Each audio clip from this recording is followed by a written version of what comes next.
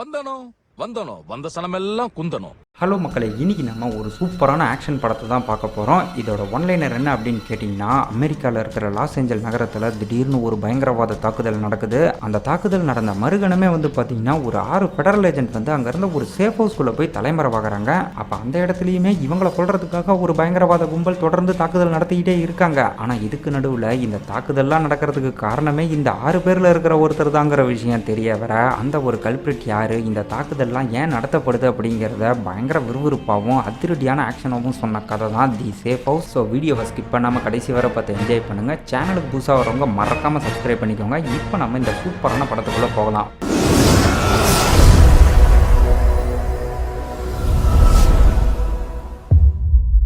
இந்த படத்தோட starting scene whisky mike டெல்டான்னு ஃபெடரல் கவர்மெண்ட்டால் உருவாக்கப்பட்ட ஒரு கோடுவேடை பற்றி தாங்க காட்டுறாங்க. ரொம்ப முக்கியமான பொருளையோ அல்லது தகவலையோ ஒரு இடத்துல இருந்து இன்னொரு இடத்துக்கு டிரான்ஸ்போர்ட் பண்ணும்போது திடீர்னு ஏதாவது ஆபத்தான சூழ்நிலைகள் வந்தால் ஃபெடரல் ஏஜென்ட் இந்த கோடுவேடை பயன்படுத்தலாம். இப்போ இந்த விஷயத்தை காட்டி அப்படியே கதைக்குள்ளே போகும்போது அமெரிக்காவோட துணை ஜனாதிபதி கலிஃபோர்னியாவிலிருந்து லாஸ் ஏஞ்சல் நகரத்துக்கு வந்திருக்கிறதா நியூஸில் ரொம்ப பரபரப்பாக பேசிக்கிட்டு இருக்காங்க. சிட்டி ஹாலுங்கிற இடத்துல நடக்க போகிற ஒரு பேரணியில் கலந்துக்கிட்டு அடுத்ததாக நலத்திட்ட உதவிகளுக்காக ஃபண்டு கலெக்ட் பண்ணுற விதமாக சில செலிபிரிட்டிஸ் எல்லாம் மீட் பண்ணி பேசுறது தான் இன்னைக்கு அவரோட ப்ரோக்ராம். இதுக்காக சிட்டி முழுக்க இன்னைக்கு பாதுகாப்பு விஷயங்கள்லாம் ரொம்ப கெடுபடியா இருக்க, இன்னொரு பக்கம் ஜனாதிபதியோட அந்த கான்வாயில வந்துகிட்டு இருக்கிற ஒரு 4 ஏஜென்ட்டை தான் நமக்கு காட்டுறாங்க. இந்த 4 பேர்ல பார்க்க கொஞ்சம் கொரியன் மாதிரி இருக்கான் பாத்தீங்களா. இவனோட பேரு சோய், படத்துல ரொம்ப முக்கியமான கேரக்டர். இந்த 4 பேரும் ஏதோ ஒரு முக்கியமான பொருளை அந்த சிட்டி ஹாலுங்கிற இடத்தை நோக்கி தாங்க கொண்டு போயிட்டு இருக்காங்க.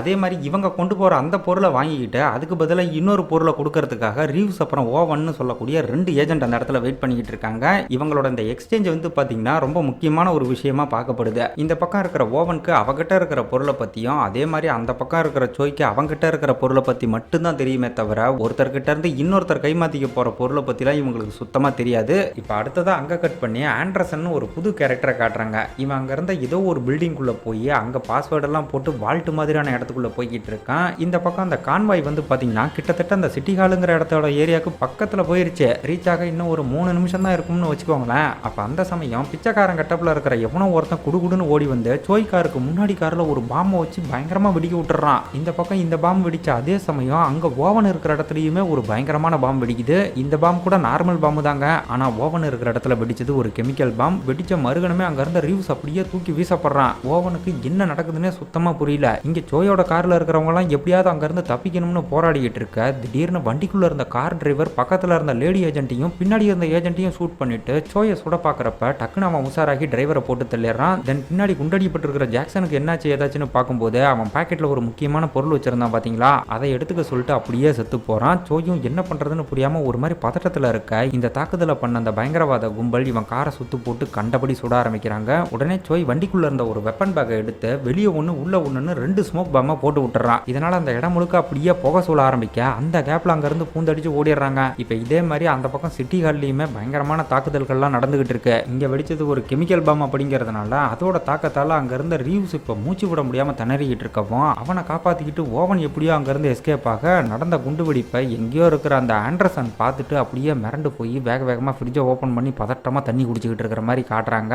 இந்த பக்கம் தப்பிச்சு போன சோய் வேக வேகமா ஒரு பொண்ணுகிட்ட போனை வாங்கி இவனுக்கு மேலது ஏரியா இருக்கிற ஒரு ஜெனரலுக்கு தாங்க போன் பண்றான். அவர்கிட்ட இந்த மாதிரி நடந்த விஷயத்தெல்லாம் சொல்லும் போது வேலையா மனுஷன் ஜாக்சன் கிட்ட இருந்த அந்த பொருளை பத்தி தான் கேட்கிறாரு. அப்ப சோயும் அது தாங்கிட்ட தான் இருக்குன்னு சொன்ன மறுகணமே புரோட்டோக்காலை இனிஷியேட் பண்ண வேண்டிய நேரம் வந்துருச்சு. விஸ்கி மைக் டெல்டான்னு அந்த கோட் வேர்டை சொல்றாரு. ஒன்ஸ் இந்த கோட் வேர்டை சொல்லிட்டாங்க அப்படின்னா சுத்துப்பட்டுல இருக்கிற மொத்த ஏஜென்ட்டும் அப்படியே பின்வாங்கி பக்கத்துல இருக்கிற ஒரு சேஃப் ஹவுஸுக்கு போயாகணும். இப்ப ஜெனரல் இவங்கிட்ட அந்த பொருள் ரொம்ப பத்திரம், இதை பத்தி யாருக்குமே தெரியக்கூடாது, அங்க போனதும் ஒரு செக்யூர் லைனுக்கு போன் பண்ணுன்னு சொல்லிட்டு காலை கட் பண்ண இவனும் என்ன கொடுமடாங்கிற மாதிரி சொல்லிட்டு பூந்தடிச்சு ஓட ஆரம்பிக்கிறான். அண்ட் இந்த இடத்துல தான் சேஃப் ஹவுஸ்னு படத்தோட டைட்டிலேயே போடுறாங்க. ஆக்சுவலா அந்த ஆண்டர்சன்கிறவன் ஒரு பெரிய பில்டிங்குள்ள இருந்து நடந்த குண்டுபிடிப்பை பார்த்து ஷாக் ஆன மாதிரி காட்டினாங்கல்ல, அந்த இடம் தான் இவன் போக வேண்டிய சேஃப் ஹவுஸ். இப்போ அந்த பக்கம் ஜெனரல் ஆண்டர்சனை காண்டாக்ட் பண்ணி அவங்ககிட்டயுமே அந்த விஸ்கி மைக் டெல்டாங்கிற கோட் வேர்டை சொல்றாரு. அதை கேட்டதும் அவன் ஒரு பக்கம் பதட்டமாகி இப்போ என்ன பண்ணணுங்கிற மாதிரி கேட்கும்போது பிளானை எக்ஸிக்யூட் பண்ண வேண்டிய நேரம் வந்துருச்சுங்கிற மாதிரி சொல்லி கூடுதலாக வாஷிங்டன்னுங்கிற ஒரு கீ கோடையும் சொல்லிட்டு ஒரு 3 ஏஜென்ட்ஸை மட்டும் உள்ள அனுமதிக்கணுங்கிற மாதிரி சொல்றாரு. அதாவது வரப்போற அந்த 3 பேர்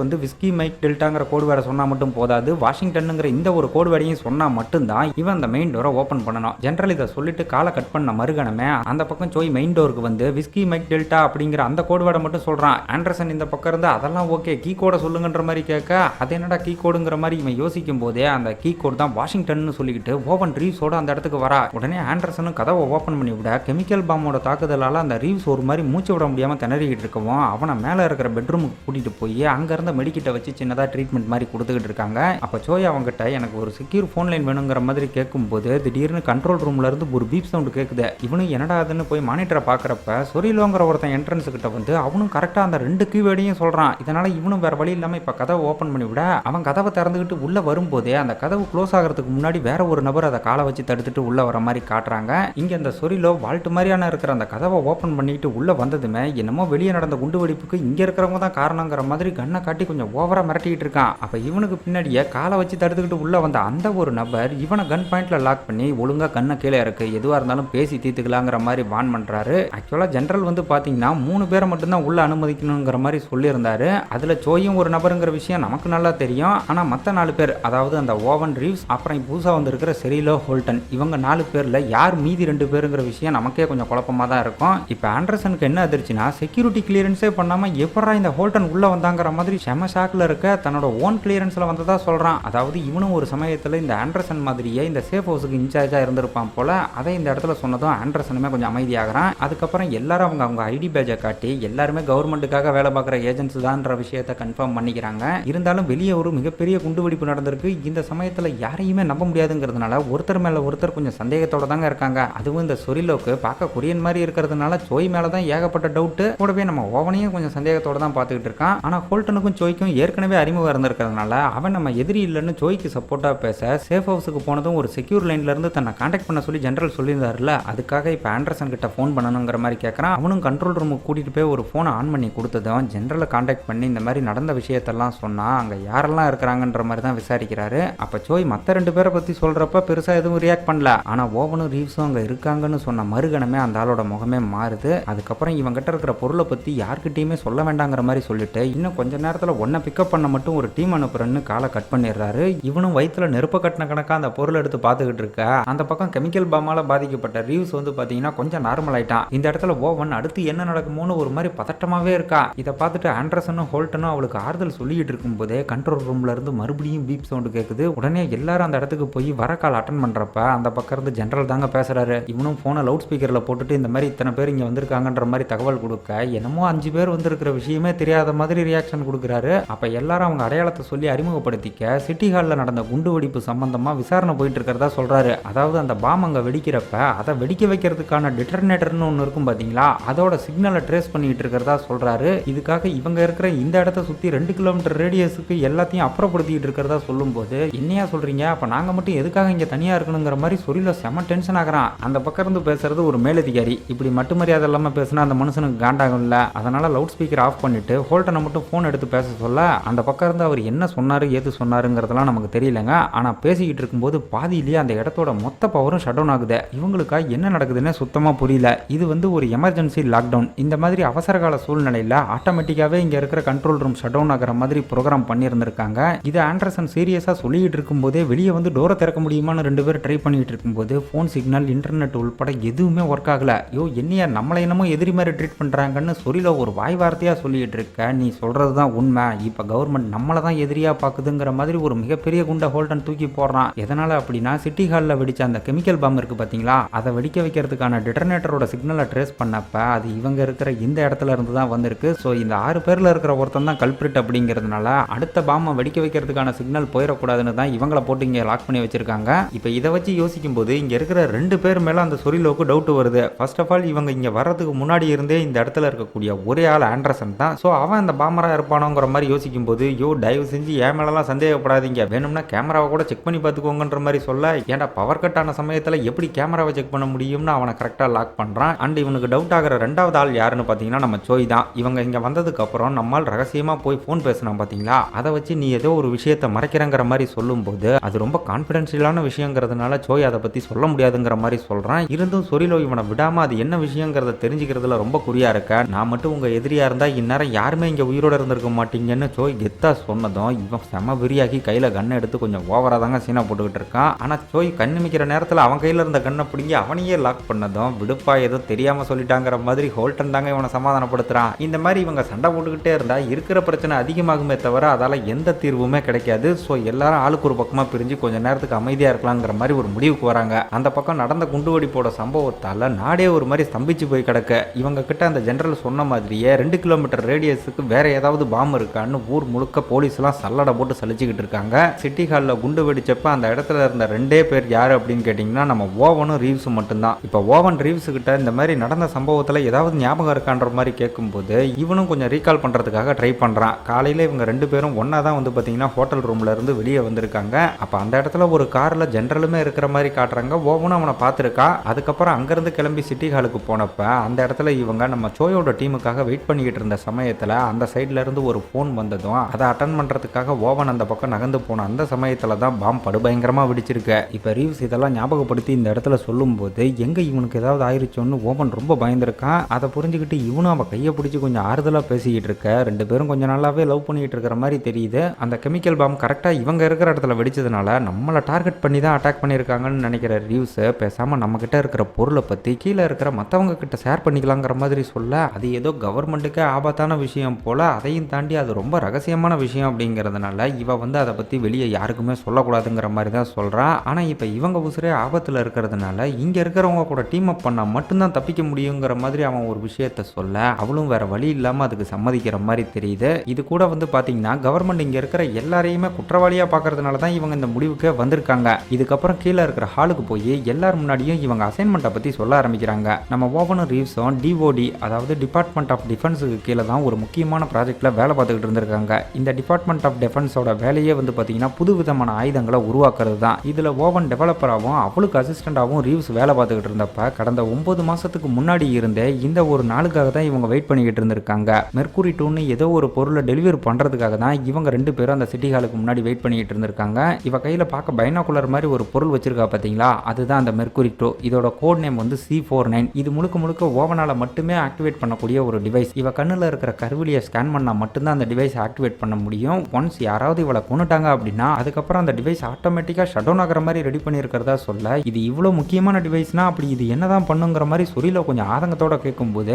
அதை பத்தின விவரங்களை சொல்ற அதிகாரம் எங்களுக்கு இல்லைங்கிற மாதிரி ரீவ்ஸ் கொஞ்சம் கோபமா சொல்றான். ஆபத்தை புரிஞ்சுக்கிட்டு இவங்க இவ்வளவு தூரம் சொல்றதே பெரிய விஷயம். இதுல மேற்கொண்டு நோண்டுனா சும்மா இருப்பாங்களா? ஸோ இப்போதைக்கு எங்களால இவ்வளவுதான் சொல்ல முடியும். அது மட்டும் இல்லாம அந்த பொருள் எங்க கிட்ட மட்டும்தான் இருக்குன்ற விஷயத்த ரொம்ப ஸ்ட்ரிக்டா சொல்லிட்டு போக இவங்க 2 பேரும் எப்படி நியாயமா நடந்துக்கிட்டாங்களோ அதே மாதிரி நம்ம சோயும் நடந்துக்கணும்ல. ஏன்னா அவங்ககிட்டயும் ஒரு ரகசியமான பொருள் இருக்கு. அதனால இப்ப ஹோல்டன் அவங்ககிட்ட வந்து இப்ப உன்னோட முறை நீ உங்ககிட்ட இருக்கிற விஷயத்தை பத்தி சொல்லிதான் ஆகணுங்கிற மாதிரி கேட்கும்போது அவன் முடியவே முடியாதுங்கிற மாதிரி பிடிவாதமா நிக்கிறான். அப்ப அந்த சொரியில சும்மா இல்லாம என்னப்பா இவன் ஒரு கொரியன்கிற உண்மை தெரிஞ்சு வச்சா நார்த் கொரியாவுக்கு தான் வேலை பார்க்கறன்னு ஒத்துக்கிட்டானான்னு கொஞ்சம் ஓவரா பேசிக்கிட்டு இருக்க. டேய் நான் ஒரு சைனீஸ் அமெரிக்கன்டான்ற மாதிரி இவன் ஒரு பக்கம் மொக்க பண்ணிக்கிட்டு இருக்கான். அப்ப இவங்களுக்குள்ள ஒரு மாதிரி காரசாரமா பேசிக்கிட்டு வாக்குவாதம் பண்ணிக்கிட்டு இருக்க.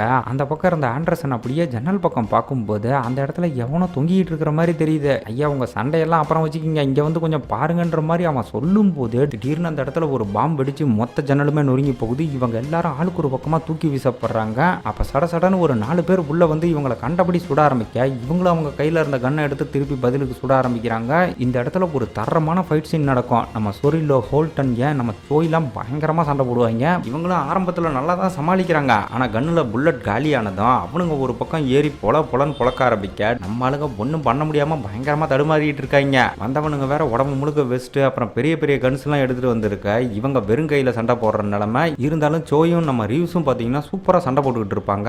அப்போ ஒருத்தன் கையில கத்தியோட வந்து நம்ம ஹோல்டனை கொல்ல பாக்குறப்ப அவனை பிடிச்சி அப்படியே கொண்டு போய் கண்ட்ரோல் ரூம்ல தள்ளிட்டு பக்கத்துல இருந்த ஒரு பெரிய கன் எடுத்து கண்டபடி ஷூட் பண்றாரு. அப்படி ஷூட் பண்ணிட்டு அவர் இந்த பக்கம் வந்த மறுகணமே அந்த பயப்புல பயங்கரமா வெடிச்சு செதறான். இதால மொத்த பேரும் கலங்கி போய் பயங்கரமா தடுமாறிட்டு இருக்க. அப்போ ஒருத்தன் ரீவ்ஸை கொல்ல பார்க்கும்போது நம்ம ஓவன் கையில இருந்த கன் எடுத்து அவனை இடுப்புல சுட்டு படுக்க போடுறா. தென் அவன்கிட்ட கொஞ்சம் புல்லட்டை வாங்கிட்டு சோய் கூட சண்டை போட்டுக்கிட்டு இருந்தவனை கண்டபடி சுட்டு கதற விட்டுக்கிட்டு இருக்க. நம்ம ஹோல்டனுமே ஒரு பெரிய கன் எடுத்துட்டு வந்து அதுல ஒருத்தனை போட்டு தள்ளுறாரு. இப்ப டோட்டலா பாத்தீங்கன்னா வந்தவங்கள ஒரு 3 பேர் காலி. பேலன்ஸ் இருக்கிற அந்த ஒருத்தன் திடீர்னு உள்ள பூந்து நம்ம ஓவனை சுட பார்க்கும்போது அவளை காப்பாத்த போய் நம்ம ரீவ்ஸோட கழுத்துல குண்டடிப்பட்டு அவன் அப்படியே சரிஞ்சு விழுகிறான். உடனே ஹோல்டன் உள்ள பூந்து கண்டபடி சுட ஆரம்பிக்க அவனுமே காலியான மாதிரி தான் தெரியுது. சரி எல்லா பிரச்சனையும் முடிஞ்சிச்சுன்னு இவங்க கொஞ்சம் ரிலாக்ஸ் ஆனா திடீர்னு அந்த பையன் எந்திரிச்சு வந்து நம்ம சோயை பிடிச்சி அட்டாக் பண்ண பார்க்க அவனை தள்ளிட்டு போய் அப்படியே விண்டோ வழியா வீசினதும் நேரா போய் கார்ல விழுந்தவன் மறுகணமே டமால்னு வெட்டிச்சு செதறுவான் பாருங்க. இவங்க எல்லாரும் ஒரு செகண்ட் அப்படியே மிரண்டு போறாங்க. ஆக்சுவலா வந்தவங்க எல்லாருமே அவங்க உடம்புல ஏதோ பாம பாம்பை ஃபிட் பண்ணிட்டு வந்த மாதிரி தெரியுதுங்க. இப்ப கழுத்துல குண்டடி போட்டு இறந்து போன ரிவ்ஸை பார்த்து எல்லாருமே ரொம்ப வருத்தப்படுறாங்க. ஓவனாலையுமே தன் காதலனோட இழப்பை தாங்கவே முடியல, தனியா போய் பயங்கரமா அழுதுகிட்டு இருக்கா. இங்க சோய் ஒரு பக்கம் எப்படி ஜன்னலை உடைச்சிட்டு வந்தாங்கன்னு புரியாம பயங்கர குழப்பத்துல இருக்கா. இது வெறும் புல்லட் ப்ரூஃப் தானே தவிர எக்ஸ்ப்ளோசிவ் ப்ரூஃப் இல்லைன்னு ஹோல்டன் வந்து சொல்றாரு. சிட்டி ஹால் கிட்ட வெடிச்ச அந்த ஒரு கெமிக்கல் பாம்புக்கு நகரத்துல நூத்துக்கணக்கான மக்கள் உயிரிழந்திருக்காங்க. இதே மாதிரி தொடர்ந்து பாம்பு வெடிச்சது அப்படின்னா அதோட பாதிப்பு இன்னும் அதிகமா இருக்கும்ல. அதனால இப்ப அரசாங்கம் ஊருக்குள்ள ராணுவத்தை இறக்கி மொத்த சிட்டியையுமே பரபரப்பா எவாக்குவேட் பண்ணிக்கிட்டு இருக்காங்க. இந்த பக்கம் சண்டை நடந்தப்ப ஓவன் ஒருத்தனை இடுப்புலேயே சுட்டு போட்டு தள்ளனா பாத்தீங்களா, அவனோட பாடி இன்னும் அங்கதாங்க கிடக்கு. இப்ப வந்தவங்க மாதிரி அவனோட உடம்புலையும் பாம்பு இருக்கான்னு செக் பண்ணி பாக்குறப்ப பாம்பு இருக்குது, ஆனா அதை வெடிக்க வைக்கிறதுக்கான அந்த ஒரு டிவைஸை இவ கரெக்டா ஷூட் பண்ணி டேமேஜ் பண்ணிட்டதுனால இதுக்கு மேல அதால பிரச்சனை இல்லைங்கிற விஷயத்தை புரிஞ்சுக்கிறாங்க. இப்ப இந்த இடத்துக்கு நம்ம ஓவன் வந்து செத்தவங்க கிட்ட இருந்து ஏதாவது இன்ஃபர்மேஷன் கிடைச்சதாங்கிற மாதிரி விசாரிக்கிறப்ப அவன் கையில ஒரு டிவைஸ் இருக்கிறத பார்த்ததும் அதை பத்தி ஏதாவது தெரியுமாங்கிற மாதிரி இவகிட்ட விசாரிக்கிறாங்க. சண்டை நடந்தப்ப இவளுமே அந்த டிவைஸ்ல எதையோ பார்த்துருக்கா, ஆனா சூழ்நிலை ரொம்ப மோசமா இருக்குமோ அதை சரியா நோட் பண்ணலங்கிற மாதிரி சொல்றப்ப உன் லவ்வரையே போட்டு தள்ளியிருக்காங்க, நீ என்ன இவ்வளவு அசால்ட்டா பேசிக்கிட்டு இருக்கன்ற மாதிரி நம்ம சோய் சொன்னதும் இவளுக்கு செம வெறியாகுது. நான் ஒன்றும் உன்ன மாதிரி ரகசியத்தெல்லாம் மறைச்சிக்கிட்டு இல்லை, இப்போ நடந்த அட்டாக்கு கூட உனக்காக தான் நடந்திருக்கும்னு சொல்லிட்டு அவன் கோட் பாக்கெட்டில் கையை விட போறா. உடனே சோய் ஒரு பக்கம் செம கடுப்பாக்கி அவளை தடுத்து நிப்பாட்டிக்கிட்டு இருக்க. தயவு செஞ்சு சண்டை போடாதீங்க, நம்ம ஒன்னா இருந்தால் மட்டும்தான் இந்த பிரச்சனையை சமாளிக்க முடியும்னு ஆண்டர்சன் வந்து இவனை சமாதானப்படுத்த பார்த்தா அவன் மூஞ்சில ஒரு குத்த விட்டு டக்குன்னு பரட்டி போட்டு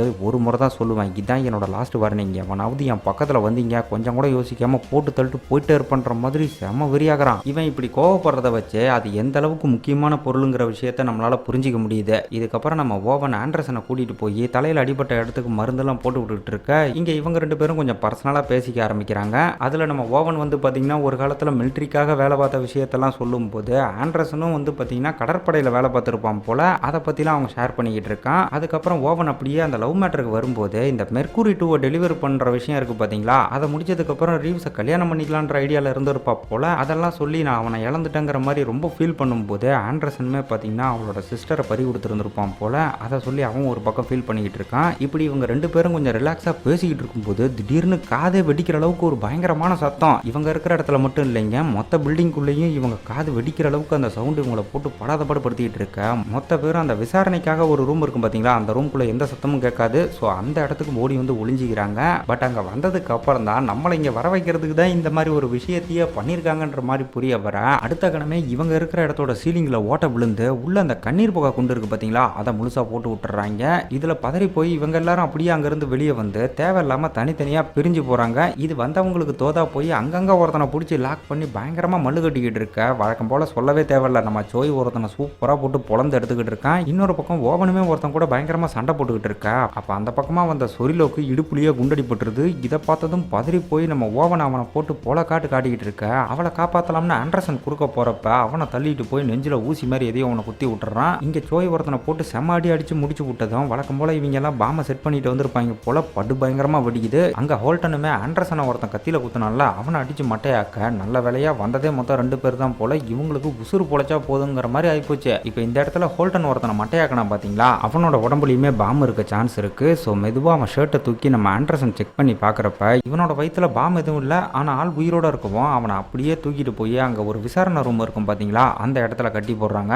இதுக்கப்புறம் வந்தவனுங்க எப்படி உள்ள வந்திருப்பாங்கன்னு மொத்த இடத்தையும் செக் பண்ணி பாக்குறப்ப சேஃப் ஹவுஸோட ஸ்டோர் ரூம்ல இருக்கிற சீலிங்ல தான் ஓட்ட போட்டு வந்திருப்பாங்க. இப்போ அது வழியா வெளியே போக முடியுமான்னு ஓவன் ஏறி செக் பண்ணி பார்த்தா கொய்யால ஏற்கனவே இவங்க வெளியே போக கூடாதுங்கிறதுக்காக ஏகப்பட்ட பாம்பை செட் பண்ணிட்டு வந்திருக்கானுங்க. பயபுலைங்க இவங்க இந்த பில்டிங்கை விட்டு வெளியே போயிடக்கூடாதுங்கிறதுல ரொம்ப உஷாரா இருந்திருக்காங்க. இது போக பில்டிங்கை விட்டு வேற எந்த பக்கம் போனாலும் வெடிக்கிற மாதிரி அந்த பாம்பை செட் பண்ணி வச்சிருந்திருக்க. இதெல்லாம் செக் பண்ணி சேஃப் ஹவுஸை மெயின்டைன் பண்ண வேண்டிய வேலையே வந்து பார்த்தீங்கன்னா ஆண்டர்சனோடது தான். ஸோ அவன் பக்கம் திரும்பி சொரிலோ இப்போ கோவப்படும் போது சும்மா எல்லாத்துக்கும் என்னையே சந்தேகப்படாதீங்க, பிரச்சனையே நீங்க எல்லாரும் இங்கே வந்ததுக்கு அப்புறம் தான் ஆரம்பிச்சதுன்னு அவனும் பதிலுக்கு டென்ஷன் ஆயிடுறான். அரசாங்கம் ஒரு பக்கம் நடந்த குண்டு வெடிப்புக்கெல்லாம் இவங்கள ஒருத்தர் தான் காரணம்னு சந்தேகப்பட்டு இங்கே அடைச்சு வச்சிருந்தா, இதுல அந்த பயங்கரவாதிங்க வேற அடிக்கடி வந்து இவங்களை கொல்ல பார்க்கவும் இதுக்கெல்லாம் காரணம் என்னங்கிற மாதிரி யோசிக்கும் போது வந்தவங்கள ஒருத்தனை நம்ம ஆளுங்க அடிச்சு போட்டு மட்டையாக்கி வச்சிருக்காங்கல்ல, அவனை பிடிச்சி விசாரிச்சா உண்மை தெரியுங்கிற மாதிரி சோய் ஒரு சூப்பரான ஐடியாவை கொடுக்குறான். அப்போ நம்ம ஹோல்டன் இந்த விசாரணையை நம்ம சொரிலோ தான் பண்ணணுங்கிற மாதிரி சொல்லும்போது என்ன எதுக்கே இழுத்து விட்றான்னு கேட்டா, ஏன்னா நீ தான் ஃபர்ஸ்ட் சுட்டுட்டு அதுக்கப்புறம் கேள்வி கேட்போன்னு அவனை நல்லா ஏற்றி விட்றான். இதுக்கப்புறம் அவனை அந்த விசாரணை ரூமுக்கு கொண்டு போய் ஏதோ ஒரு ஊசியை போட்டு மயக்கத்தை தெளிய வைக்கிறாங்க.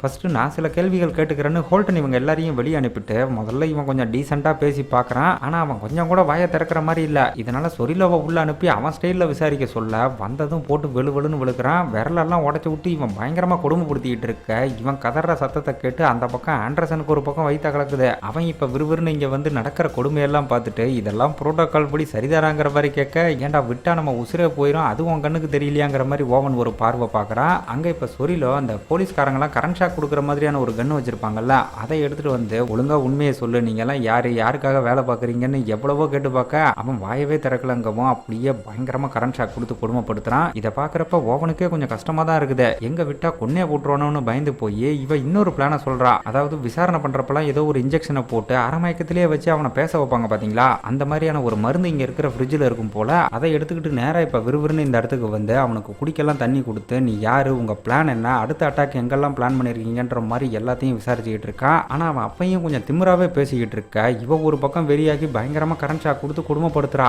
ஆக்சுவலா ஹோல்டன் அவங்க கிட்ட பேசும்போதே அவன் ஒரு அமெரிக்கன் இல்ல ரஷ்யன்கிற விஷயம் உங்களுக்கு முன்னாடியே தெரிஞ்சிருக்கு. இப்போ அவன் ஒரு பக்கம் கடுப்பாகி இங்க இருக்கிற 5 பேரோட பேரையும் கரெக்டா சொல்றது மட்டும் இல்லாம நம்ம ஓவனோட மொத்த ஜாதகத்தையுமே சொல்றான். அதாவது இவ டிஓடியில வேலை பார்த்துக்கிட்டு இருக்கிற விஷயத்துல இருந்து ஆரம்பிச்சு இப்ப கடைசியா ரீவ்ஸ் செத்து போனான் பாத்தீங்களா, அந்த விஷயம் வர எல்லாத்தையும் அக்யூரேட்டா நடந்தபடி அப்படியே சொல்லி, நீயும் கூடிய சீக்கிரம் உன் லவ்வர் மாதிரியே சாக போற, நீ மட்டும் இல்ல இங்க இருக்கிற எல்லாருமே சாக போறாங்கன்ற மாதிரி ரொம்ப டெரரா சொல்றான். இதை கேட்டதும் ஓவன் கடுப்போட உச்சிக்கே போய் வேக வேகமா அவனை குப்புற படுக்க போட்டு கழுத்துல அந்த ஊசியை போட்டுக்கிட்டு இருக்க. அவனும் பயத்துல ஏதோ அவங்க பிளானை பத்தி சொல்ல வரான். அப்ப கரெக்டா ஆண்டர்சன் உள்ள வந்து நீ இந்த மாதிரி பண்ணக்கூடாதுங்கிற மாதிரி இவளை தடுக்கிறப்ப அந்த கேப்ல அவன் கொஞ்சம் சுதாரிச்சு மறைச்சு வச்சிருந்த சைனட் எடுத்து மென்னுட்டு அப்படியே நுர தட்டி செத்து போறான். இப்ப இதை பார்த்துட்டு ஓவன் ஒரு பக்கம் பயங்கரமா பதற ஆரம்பிக்க, சுரில போட்டுக்கு வேக வேகமா உள்ள வந்து, நீ எதுக்காக இப்ப உள்ள வந்த, அவன் இந்நேரம் பேசியிருப்பான், உன்னாலதான் எல்லாம் கெட்டு போச்சுங்கிற மாதிரி சொல்லிக்கிட்டு இருக்கும் போதே திடீர்னு ஒரு பீப் சவுண்ட் கேக்குது. என்னடா அதுன்னு செத்து போனவனோட சட்டையை தூக்கி பார்த்தா மத்தவங்க மாதிரி இல்லாம இவன் பாம முதுகுல கட்டிட்டு வந்திருக்காங்க.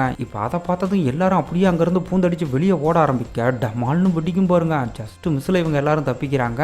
இப்ப இந்த ஒரு சம்பவத்தால சொரிலோ செம கடுப்பாகி நடக்கிற எல்லா சம்பவத்துக்கும் யார் காரணங்கிறது எனக்கு தெரிஞ்சு போச்சுன்னு கையில கன் எடுத்துக்கிட்டு நேரா ஆண்டர்சன் கிட்ட வரான். இவன் தடுக்காம இருந்திருந்தா இந்நேரம் அவங்க கிட்ட இருந்து ஏதாவது ஒரு உண்மையை வாங்கியிருப்பாங்க. ஆனா இவன் உள்ள பூந்து எல்லாத்தையும் சொதப்பி விட்டதுனால மேபி இவனும் அந்த பயங்கரவாத கும்பல்ல ஒருத்தனா இருக்கணுங்கிற மாதிரி இவங்க எல்லாருமே சந்தேகப்படுறாங்க. இப்ப அவங்க கிட்ட எதுக்காக நீ உள்ள வந்த, அண்ட் அவன் மயக்கத்துல இருக்கும்போது அவன் பாடியை செக் பண்ணது நீ தான், அப்படி இருந்தும் பாம நோட் பண்ணாம விட்டியா இல்ல பாம்பு இருக்கிறது தெரிஞ்சு வேணும்னே விட்டியாங்கிற மாதிரி இவனை லாக் பண்ணும்போது, யோ என்னையா சொல்றீங்க, நான் உள்ள வந்ததுக்கு காரணமே ஓவன் அவனுக்கு ஹைடோஸ் கொடுக்க போனான், அந்த மாதிரி ஹைடோஸ் கொடுத்தா அவன் அடுத்த கணமே ரத்தம் கக்கி செத்து போயிடுவான், அண்ட் அடுத்ததான் அந்த பாமை ஏன் செக் பண்ணலன்னு கேக்குறீங்களா, யோ எல்லாரும் முன்னாடி கட்டியிருந்தாங்கயா, இவன் பின்னாடி கட்டியிருப்பான்னு யார் நினைச்சு பார்த்தாங்கிற மாதிரி அவன் ஒரு பக்கம் புலம்ப ஆரம்பிக்க, ஒழுங்கா உண்மையை சொல்லு, எங்களுக்கு முன்னாடி இருந்து இந்த சேஃப் ஹவுஸ்ல நீ தான் இருக்க, அப்ப கண்டிப்பா நடக்கிற எல்லாத்துக்கும் உனக்கும் லிங்க் இருக்குன்ற மாதிரி சொல்லும்போது, என்னையா பேசுறீங்க, உன்னை காப்பாத்துறதுக்காக நான் அவங்க கூட பயங்கரமா போராடி நெஞ்சில கத்தி குத்துலாம் வாங்கியிருக்கேன், நானும் அவங்கள ஒருத்தனா இருந்தா எதுக்காக இதெல்லாம் பண்ணணுங்கிற மாதிரி நியாயமா ஒரு பாயிண்ட்டை வைக்க, சரி இவன் சொல்றது கொஞ்சம் நியாயமா தான் இருக்குன்ற மாதிரி ஹோல்டனும் மற்றவங்களும் நினைக்கிறாங்க.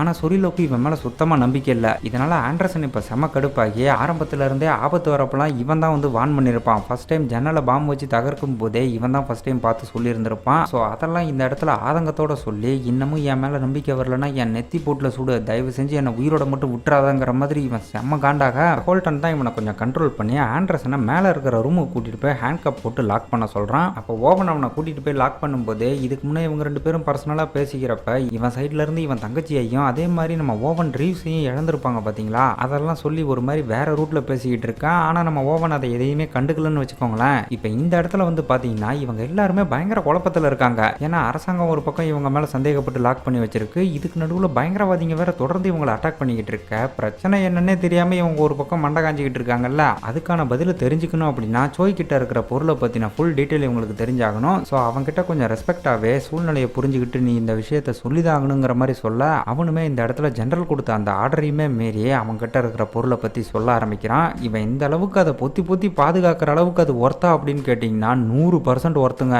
ஏன்னா இவன் கிட்ட இருக்கிற அந்த டிவைஸ் வந்து பாத்தீங்கன்னா 3ஆம் உலக போரையே ஒரு முடிவுக்கு கொண்டு வர அளவுக்கு பயங்கர பவர்ஃபுல்லானது. அதாவது அமெரிக்க ராணுவத்துக்கிட்ட ஏகப்பட்ட அணுகுண்டுகள் இருக்கும் பாத்தீங்களா, அதை முழுக்க ஆப்ரேட் பண்ணக்கூடிய ஒரு சிம்பிளான டிவைஸ் தாங்க இதை வச்சு அணு ஆயுதத்தை ஏவ முடியும், ஏவன மாத்திரத்தில் அதோட லொகேஷனை மாற்ற முடியும், அண்ட் அதை வானத்திலேயே வெடிக்க வச்சு ஸ்டாப் பண்ணவும் முடியும். ஸோ இந்த ஒரு விஷயத்துக்காக தான் பயங்கரவாதிங்க தொடர்ந்து இவங்களை தாக்கிக்கிட்டே இருந்திருக்காங்க. இப்போ இந்த விஷயத்தெல்லாம் கேட்ட ஓவன் அவ ஒரு மிகப்பெரிய குண்டை தூக்கி போடுறா. என்னன்னா இதுக்கு முன்னாடி அவகிட்ட இருக்கிற பொருளை பத்தி சும்மா மேலோட்டமா தானே சொல்லியிருந்தா, இப்போ அதை பத்தி டீட்டெயிலா சொல்ல ஆரம்பிப்பா பாருங்க. அதை கேட்டா நமக்கே தலை சுத்தி போகும். என்னன்னா அந்த பைனாகுலர் மாதிரியான டிவைஸ் வந்து பாத்தீங்கன்னா இவ கண்ணை ஸ்கேன் பண்ண மட்டும்தானே ஆக்டிவேட் ஆகும். ஸோ இப்போ அதை இவங்க முன்னாடியே ஸ்கேன் பண்ணி காட்டிட்டு இது ஒரு கோட் நம்பரை ஜென்ரேட் பண்ணுங்கிற மாதிரி சொல்றா. அதாவது என்ன கோட் வேர்டு அப்படின்னு கேட்டீங்கன்னா, நம்ம சோய் கிட்ட இருக்கிற டிவைஸ் இருக்கு இருக்கு பாத்தீங்களா, அது மூலமா அணு ஆயுதங்களை ஏவ முடியுங்கிறது உண்மைதான். ஆனா அது இருந்தாலுமே இவகிட்ட இருக்கிற டிவைஸ் மூலமா ஒரு கோட்வேர்டு ஜென்ரேட் ஆகும் பாத்தீங்களா, அந்த ஒரு கோட்வேர்டை கரெக்டா போட்டா மட்டும்தான் ராணுவத்தாலேயே அந்த அணு ஆயுதங்களை கட்டுப்படுத்த முடியும். ஸோ இந்த 2 டிவைஸும் சேர்ந்தாப்புல ஒருத்தர்கிட்ட இருந்துச்சுன்னா அவங்களால அமெரிக்க அரசாங்கத்தையே ஆட்டி பார்க்க முடியும். அரசாங்கம் இந்த குரூப்பை சேஃப் ஹவுஸ்க்குள்ள லாக் பண்ணதுக்கு வெளியே நடந்த குண்டுவெடிப்பு மட்டும் காரணம் இல்லைங்க. இந்த 2 டிவைஸும் தப்பி தவறி கூட பயங்கரவாதிங்க கையில் சிக்கிடக்கூடாதுங்கிறதுக்காக தான் மொத்தமாக சிக்னல் எல்லாம் ஜாம் பண்ணி இந்த சேஃப் ஹவுஸ்க்குள்ளேயே பத்திரமா இவங்களை லாக் பண்ணியிருக்காங்க. அரசாங்கம் என்னமோ புரோட்டோகால் படி இவங்களை இங்கே கொண்டு வந்து தான் நினச்சிக்கிட்டு இருக்கு. ஆனால் வெளியே அந்த மாதிரியான ஒரு குண்டுபிடிப்பை ஏற்படுத்தினா கண்டிப்பாக கவர்மெண்ட் வந்து இவங்களை இங்கே தான் வர வைக்கும்னு தெரிஞ்சு இதையும் அந்த பயங்கரவாத கும்பல் தான் பிளான் பண்ணி இவங்க எல்லாரையும் இங்கே அசம்பிள் பண்ணிட்டு அந்த பக்கம் கவர்மெண்ட்டை சிட்டியை எவாக்குவேட் பண்ணுறதுல பிஸியாக வச்சுட்டு இவங்க கிட்ட இருக்கிற அந்த டிவைஸை எடுக்கிறதுக்காக விடாமல் முயற்சி பண்ணிக்கிட்டு இருக்காங்க. இந்த விஷயத்தை கூட நீங்கள் எல்லாம் இங்கே அசம்பிள் ஆகிறதுக்கு காரணமே நாங்கள் தாங்கிற மாதிரி அந்த ரஷ்யன் வந்து ஒரு ஃப்ளோவில் சொல்லியிருப்பான்னு வச்சுக்கோங்களேன். அதை நினச்சி பார்த்து நம்ம எல்லாருமே ஒரு மிகப்பெரிய சதியில் சிக்கியிருக்கோம்னு புரிஞ்சுக்கிறாங்க. இப்போ இவங்க பண்ண வேண்டிய முக்கியமான வேலை என்ன அப்படின்னு பார்த்தீங்கன்னா, ஆரம்பத்தில் ஒரு டவுட் இருந்துச்சு பார்த்தீங்களா, அதாவது இவங்க 6 பேரில் ஒருத்தர் தான் வெளியே நடந்த குண்டு வெடிப்புக்கு காரணம்னு ஜெனரல் சொல்லியிருப்பார்ல, அது 100% ஒரு உண்மையான விஷயம். ஸோ அது யாருங்கிறத கண்டுபிடிக்கணும் அப்படின்னா இந்த இடத்தோட சிசிடிவி ஃபுட்டேஜஸ் செக் பண்ணியே ஆகணும். இங்கே தான் பவர் மொத்தமாக கட் ஆகி போச்சு, அப்புறம் எப்படி பார்ப்பாங்க அப்படின்னு கேட்டிங்கன்னா, இந்த இடத்தோட மெயின் பவர் கட் ஆகிருந்தாலும் அந்த இடத்துல ஒரு பேட்டரி பேக்கப் ஒன்று இருக்குது. ஆனால் அது ஃப்ரிட்ஜுக்கு மட்டுமே போயிட்டு இருக்கிறதுனால அதோட கனெக்ஷனை அப்படியே கண்ட்ரோல் ரூமுக்கு மாற்றுறதுக்கான வேலையெல்லாம் நம்ம ஓவன் விறுவிறுப்பாக பார்த்துக்கிட்டு இருக்கா. ஏதோ எலக்ட்ரிஷியன் வேலையெல்லாம் பார்த்து எப்படியோ கண்ட்ரோல் ரூமுக்கு பவரை கொண்டு வந்துடா, சிஸ்டமும் ஆன் ஆகிருது. இதை பார்க்குற ஹோல்டன் வேலை கொஞ்சம் வேகமாகட்டுங்கிற மாதிரி சொல்லிட்டு வெளியே வர திடீர்னு இந்த இடத்தோட மெயின் டோர் இருக்கும் பார்த்தீங்களா, அதில் பீப் சவுண்டு கேட்குது. இதை பார்த்ததும் ஹோல்டன், சொரிலோ, சோய் 3 பேரும் கையில் கண்ணை எடுத்துக்கிட்டு ஆளு ஒரு பக்கமாக மறைஞ்சிருந்து வெயிட் பண்ணிக்கிட்டு இருக்க.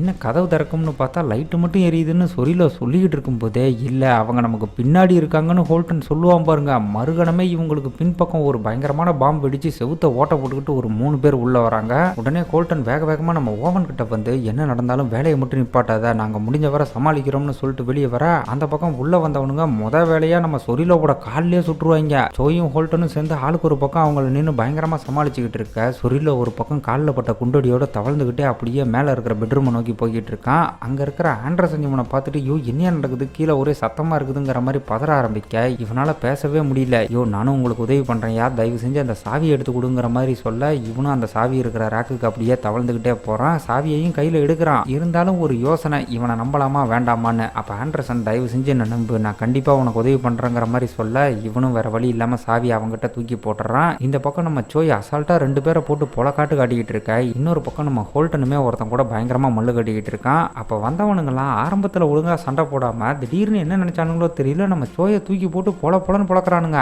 இதால் அவனுக்கு கொஞ்சம் அதிகமாகவே டேமேஜ் ஆகுது. அதுலேயும் ஒருத்தன் இவனை படுக்க போட்டு நெஞ்சிலேயே கத்தியை இறக்க இவன் பயங்கர வெறியாகி அவனை தூக்கி போட்டு பொலன்னு பொழந்துட்டு அப்படியே அவன் இடுப்பில் இருந்த பாம்பை ஆக்டிவேட் பண்ணி வந்த ஓட்ட வழியே தூக்கி வீசுவான் பாருங்க. பாம்பு சும்மா பட்டு பயங்கரமாக வெடிச்சு செதறுது. அதே சமயம் அந்த பக்கம் ஹோல்டனுமே அவங்ககிட்ட இருந்தவனை மொத்தமாக முடிச்சு தரல. மேலே அந்த ஆண்டர்சன் லாக்கை ரிலீஸ் பண்ணிக்கிட்டு சொரிலோக்கு காலில் குண்டடி பட்டு இருந்துச்சுல, அதில் ஒரு துணியை வச்சு கட்டு போடுறதுக்காக ஏதோ ட்ரை பண்ணிக்கிட்டு இருக்கான். அப்போ சொரிலோ கையில் கண்ணை பிடிச்சிக்கிட்டு படிக்கிட்டு பக்கம் நீட்டினபடியே இருக்க. கட்டு போடுறப்ப பயங்கரமாக வலிக்கும், கொஞ்சம் கண்ட்ரோல் பண்ணிக்கிட்டு எதையாவது பேலன்ஸுக்கு பிடிச்சிக்கன்னு இவன் சொல்லும் போது அவனும் சரின்னு கையில் இருந்த கண்ணை கீழே வைப்பான். அப்படி இவன் கண்ணை கீழே வச்ச மறுகணமே ஆண்டர்சன் அப்படியே அவன் கழுத்தை அறுத்து விட்டுட்டு நான் தான் என்னை அப்பவே கொல்ல சொன்னலன்னு ஒரு வில்லத்தனத்தை காட்டுவான் பாருங்க. படத்தில் இங்கே தாங்க ஒரு மரணமான ட்விஸ்ட். ஆக்சுவலாக இவன் தான் படத்தோட மெயின் வில்லன். இது இங்கே நமக்கு ரிவீல் ஆகிற அதே சமயம் அந்த பக்கம் சிசிடிவியை ஓபன் செக் பண்ணிக்கிட்டு இருந்தா பார்த்தீங்களா, அது மூலமாக ஒரு 4 நாளைக்கு முன்னாடியே இங்கே இருந்த உண்மையான ஆண்டர்சனை போட்டு தள்ளிட்டு இப்போ இங்கே இருக்கிற போலி பயபில் அவனை மாதிரியே ஆக்ட் பண்ணியிருக்கான்ற உண்மை தெரிய வருது.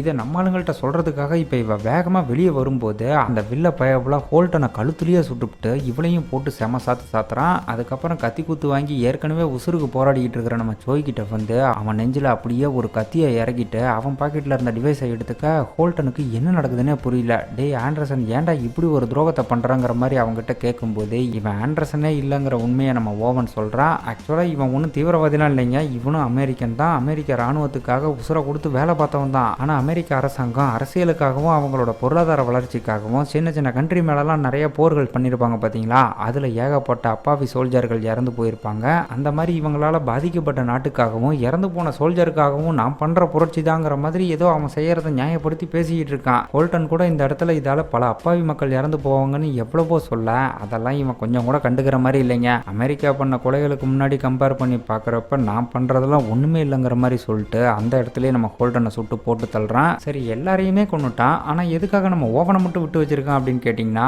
அதுக்கு ஒரு முக்கியமான காரணம் இருக்குது. ஏன்னா அந்த பைனாக்குலர் மாதிரியான டிவைஸை இவளால் மட்டும்தான் ஆக்டிவேட் பண்ண முடியும். அதுக்கு இவ உயிரோடு இருக்கணும், இவ கண்ணை ஸ்கேன் பண்ணணும் இல்லையா, அது ஒரு காரணம். அது போக இவ சிஸ்டர் ஒருத்தி இறந்து போயிட்டு தான் ரொம்ப ஃபீல் பண்ணி சொன்னான் பார்த்தீங்களா, அந்த இறந்து போன சிஸ்டர் அப்படியே நம்ம ஓவன் மாதிரி இருக்கிறதுனால தான் இவ மேலே கொஞ்சம் கரிசனை வந்து உன்னை கொல்ல எனக்கு மனசே வரல, தயவு செஞ்சு என் கூட சேர்ந்துக்கின்ற மாதிரி இவகிட்டே டீல் பேச டாங்கோன்ற கெட்ட வார்த்தையில் திட்டாத குறையா இவனை அப்படியே காரி துப்புறான். இதுக்கப்புறம் வலுக்கட்டாயமாக இவ கண்ணை திறக்க வச்சு அந்த டிவைஸ் ஆக்டிவேட் பண்ணி அதில் இருந்த கோட் வேடையும் எடுத்துக்கிட்டு சேட்டலைட் எல்லாத்தையுமே இவனோட கண்ட்ரோலுக்கு கொண்டு வந்துடுற. போச்சுரா, மொத்த அமெரிக்காவையும் காலி பண்ண போகிறான் போலன்னு இவ ஒரு பக்கம் பயங்கரமான பீதியில் இருக்கா. இவனோட இந்த பயம் வந்து பார்த்தீங்கன்னா 100% உண்மை. ஏன்னா அமெரிக்காட்ட இருக்கிற ஒட்டுமொத்த அணு ஆயுதமுமே மொத்தமாக இப்போ இவன் கண்ட்ரோலில் இருக்கு. இப்போ ஓவனும் அடுத்து என்ன நடக்க போகுதுன்னு செம பீதியில் இருக்க ஒரு லொக்கேஷனை சொல்லி அந்த இடத்துக்கு ஒரு லான்ச் கோடை செட் பண்ண மறுகணமே அது எந்த இடம்டா அப்படின்னு பார்த்தா கொய்யால அமெரிக்க ஜனாதிபதி இருக்கிற வாஷிங்டன் டிசியை டார்கெட் பண்ணி வச்சிருக்கான். இதை பார்த்ததும் ஓவனுக்கு அப்படியே அள்ளு விட்டுருது. டே தயவு செஞ்சு சொல்றதை கேளு, இதால எதுவுமே மாற போறது இல்லைன்னு இவ்வளவு அவங்ககிட்ட எவ்வளவோ சொல்ல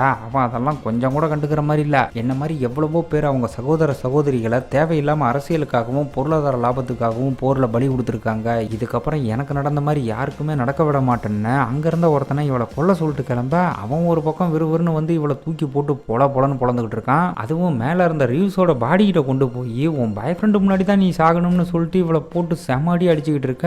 இவ டக்குன்னு அவனை ஒரு எத்து விட்டுட்டு நம்ம ரிவ்ஸோட பாடியில் ஒரு கன் இருந்திருக்கும் போல அதை எடுத்து இவன் மண்டையிலே சுட்டு படிக்கட்டில இருந்து உருட்டி விட்டுதான். இவனுக்கு தான் உடம்புல பாமா ஃபிட் பண்ணியிருப்பாங்களே, கீழே உருண்டுகிட்டே போய் பட்டு பயங்கரமாக வெடிக்கிறான். அதை பார்த்ததும் ஓவன் தப்பிச்சிட்டாங்கிற விஷயத்தை புரிஞ்சுக்கிட்டு வில்லன் கையில் கன்னோட ரெடியாக இருக்க. பாம்பு வெடிச்சதுல எதிரில் ஒரே புகை மூட்டமாக இருக்கும். இவனும் அவன் வெளியே வந்தால் போட்டு தள்ளுற ரேஞ்சுக்கு வெறியோட இருக்க. புகைக்குள்ளே இருந்தபடியே இவன் அல்லையில் ஒரு புல்லட்டை இறக்குவா பாருங்க, அவ்வளோதான் பயபல அத்தோட ஆஃப் ஆயிடுது. இதுக்கப்புறம் நேரம் அவன் முன்னாடி வந்து ஒழுங்காக இந்த லான்ச்சை நிப்பாட்டுங்கிற மாதிரி சொல்ல அந்த பக்கம் சிஸ்டமில் வேற இன்னும் 10 செகண்ட் தான் டைம் இருக்கும். அப்போ வில்லன் எங்கே அதை தடுத்துருவாளோன்னு இவ்வளோ சுட பார்க்குறப்ப அவன் கண்ணில் ஏற்கனவே புல்லட் காலி போல பயபல நல்லா மொக்க வாங்கிடுது. அப்புறம் என்ன அவன் நெத்தியில் ஒரு புல்லட்டை இறக்கி மொத்தமாக போட்டு தள்ளிட்டு கரெக்டாக அணுகுண்டு லான்ச் ஆகிறதுக்கு 1 செகண்ட் இருக்கும்போது ஜஸ்ட் மிஸ்ஸில் போய் ஆஃப் பண்ணிடுறான். இதனால் லான்ச்சுமே கேன்சல் ஆகி ஒரு வழியாக அமெரிக்கா ஒரு அணுகுண்டு தாக்குதல்ல இருந்து தப்பிச்சு போகுது. என்னதான் இந்த டிவைஸை பாதுகாக்கிறதுக்காக பல ஏஜென்ட் உயிர் தியாகம் பண்ணியிருந்தாலும் வரப்போறதா இருந்த பெரிய ஆபத்தை தடுத்துட்டு தான் நம்ம ஓவன் இப்போ கொஞ்சம் நிம்மதியாக இருக்க. அந்த பக்கம் கண்ட்ரோல் ரூமில் இவ சிஸ்டம் ஆன் பண்ணி வச்சிருந்தா பார்த்தீங்களா,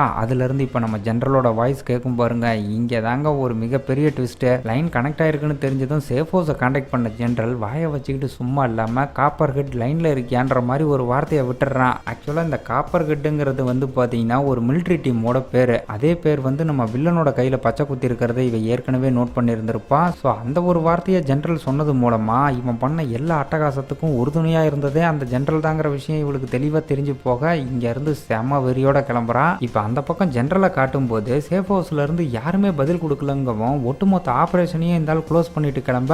அப்போ இவரோட கையிலையுமே அந்த காப்பர் ஹெட்டுங்கிற பேர் பச்சை குத்தி இருக்கிறத காட்டுறாங்க.